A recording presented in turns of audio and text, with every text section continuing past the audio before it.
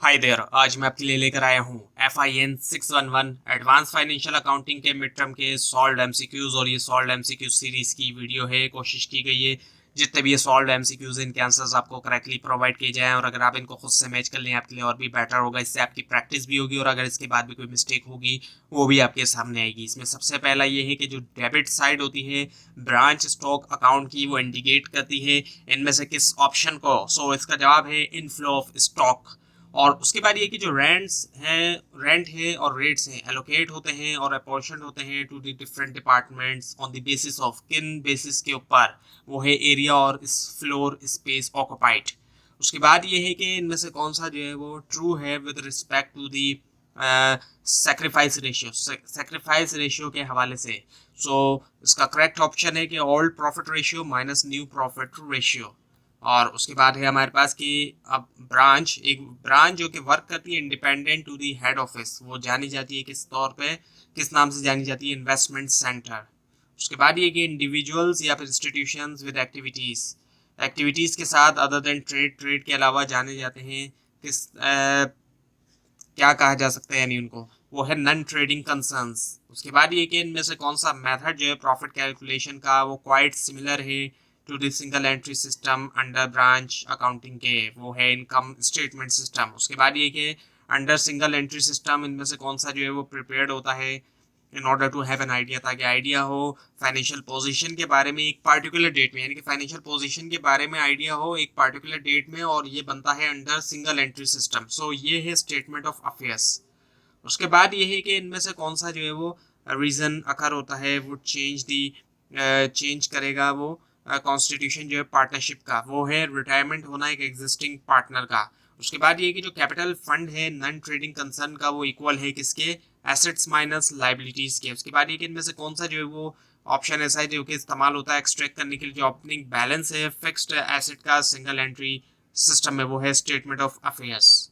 और उसके बाद ये कि अगर सेल्स जो है डिपार्टमेंट ए की और डिपार्टमेंट बी की 1200 और 300 है रिस्पेक्टिवली, और जो टोटल एक्सपेंसेस आते हैं सेलिंग एक्सपेंसेस वो है 150 रुपीज़। लेकिन जो सेलिंग एक्सपेंस एलोकेट होंगे बी को, सो वो कितने होंगे, सो वो है इसका जवाब 30 रुपीज़। उसके बाद ये कि जो वैल्यू है होल बिजनेस की, सपोज करें कि एक बिजनेस है उसकी जो वैल्यू है पूरे बिजनेस की वो है 6 लाख रुपीज़। नेट एसेट और कैपिटल इज 3,20,000। सो गुडविल क्या है, गुडविल है इसकी 2,80,000 की। और फिर है हमारे पास कि इनमें से कौन सा जो है वो ऑप्शन रिप्रेजेंट करता है पार्टनरशिप एग्रीमेंट को रिटर्न के अंदर, वो है पार्टनरशिप डीड। उसके बाद ये कि मिस्टर ए जो है इज द इनकमिंग पार्टनर है is to bring 6,000 by the way of goodwill for 1/5 share के लिए in the firm. So total goodwill क्या होगी, सो टोटल गुडविल है 30,000। और फिर हमारे पास जो डिफरेंस है कॉस्ट प्राइस और इनवॉइस प्राइस के दरमियान, वो जाना जाता है किस नाम से, लोडिंग। और फिर है हमारे पास कि नॉन प्रॉफिट ऑर्गेनाइजेशन के अंदर जो एक्सेस होता है टोटल एसेट्स का ओवर टोटल एक्सटर्नल लाइबिलिटीज, वो कहलाता है क्या, कैपिटल फंड। और उसके बाद ये कि इनमें से कौन सा स्टेटमेंट या कौन सा ऑप्शन ऐसा है जो सिमिलर है स्टेटमेंट ऑफ अफेयर्स के, वो है बैलेंस शीट। उसके बाद ये कि अगर प्रॉफिट जो है वो 1/4 होता है सेल्स का, then it is 1/3 of the cost price. उसके बाद ये कि जो सब्सक्रिप्शन रिसिप्ट हुआ एडवांस में बाय द नॉन प्रॉफिट, उसको ट्रीट किया जाता है एज अ लाइबिलिटी। उसके बाद ये कि जो डिफरेंस है टू साइड का receipt and payment account represent करता है क्लोजिंग कैश या बैंक बैलेंस को। उसके बाद ये क्या, what would be the value, क्या वैल्यू होगी आउटस्टैंडिंग सब्सक्रिप्शन की eight the beginning of the year. अगर सब्सक्रिप्शन जो रियलाइज हुआ था 900 एंड द बैलेंस जो रिपोर्टेड हुआ था बैलेंस शीट में वो है 400, सो वो है इसका आंसर 1300। उसके बाद यही कि what would be the value, क्या वैल्यू होगी डेप्रिसिएशन एलोकेटेड की डिपार्टमेंट एक्स को। अगर डेप्रिसिएशन जो है बिल्डिंग के ऊपर वो है 3,000 रुपीज़ का, और जो एरिया कवर्ड किया डिपार्टमेंट एक्स और वाई ने वो कुछ इस तरीके से था, यानी कि रेशियोज इनके कुछ इस तरह से है, 2/3 है एक्स का और 1/3 है वाई का रिस्पेक्टिवली। सो जो डेप्रिसिएशन एलोकेट होगा डिपार्टमेंट एक्स को वो है 2,000 रुपीज़ का।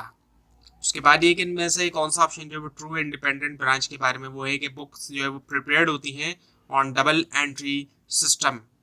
उसके बाद आता है हमारे पास कि क्या एक्सपेंस होगा अगर ग्रॉस प्रॉफिट जो है वो है 5,000 रुपीज़ और नेट प्रॉफिट है 25%, जो है ग्रॉस प्रॉफिट का वो है 3,750। उसके बाद ये कि एक इंडिपेंडेंट ब्रांच जो है वो प्रिपेयर करती है ट्रायल बैलेंस को, क्योंकि वो रिकॉर्ड करती है ट्रांजैक्शन बेस्ड, किसकी बेस पे, डबल एंट्री सिस्टम। उसके बाद ये कि income and expenditure account show करता है सब्सक्रिप्शन ईयर के लिए at 3,000 rupees, or it is further given further that subscription to the extent of 500 were outstanding, और 500 जो आउटस्टैंडिंग था करंट ईयर के लिए। सो जो अमाउंट टू बी शोन होगा डेबिट साइड के ऊपर रिसिप्ट एंड पेमेंट अकाउंट में वो होगा 2,500 का। उसके बाद इनमें से कौन सा आइटम जो है अपीयर नहीं होगा balance sheet of a club, वो है entrance fee paid by the members. उसके बाद ये कि सिंगल एंट्री सिस्टम के अंदर अगर कैपिटल जो है at the end of year वो लेस है then the capital at the beginning of the year, so difference क्या रिप्रेजेंट करेगा, नेट लॉस को। उसके बाद ये कि ब्रांच जो कि मेंटेन करती है अपनी बुक्स ऑफ अकाउंट को कहलाती है क्या, इंडिपेंडेंट ब्रांच। उसके बाद ये कि नॉन प्रॉफिट ऑर्गेनाइजेशन में जो एक्सेस होता है टोटल कैपिटल का over external total external liabilities वो है कैपिटल फंड। उसके बाद ये कि अगर ऑनर्स इक्विटी और लाइबिलिटीज जो है बिजनेस की एबीसी की वो वर्थ करती है 70,000 और 19,000 रिस्पेक्टिवली, सो जो टोटल एसेट है वो कितने का है, वो है 89,000 का। उसके बाद ये कि जब प्रिपेयर किया जा रहा हो प्रॉफिट और लॉस अकाउंट, कैरेज इनवर्ड जो है एलोकेटेड होता है और अपोर्शन होता है सेम डिपार्टमेंट को on the basis of purchase by each department. उसके बाद ये है कि इनमें से कौन सा एंटिटी जो है वो प्रॉफिट ओरिएंटेड है। सो एनजीओ ट्रस्ट सोसाइटीज ये प्रॉफिट ओरिएंटेड नहीं होती, सो लिमिटेड कंपनी है। उसके बाद ये कि रिसिप्ट्स एंड पेमेंट अकाउंट जो है वो प्रिपेयर्ड होता है कब, eight the end of year. और उसके बाद ये कि क्या वैल्यू होगी सेल्स की, अगर कॉस्ट ऑफ गुड्स सोल्ड है 3,000 और जो ग्रॉस प्रॉफिट है वो 20% सेल का वो है 3,750। उसके बाद ये कि अगर ऑनर्स इक्विटी और लाइबिलिटी जो है बिजनेस एबीसी की वर्थ है 70,000 90,000, सो जो टोटल एसेट होगा वो क्या होगा 89,000 का।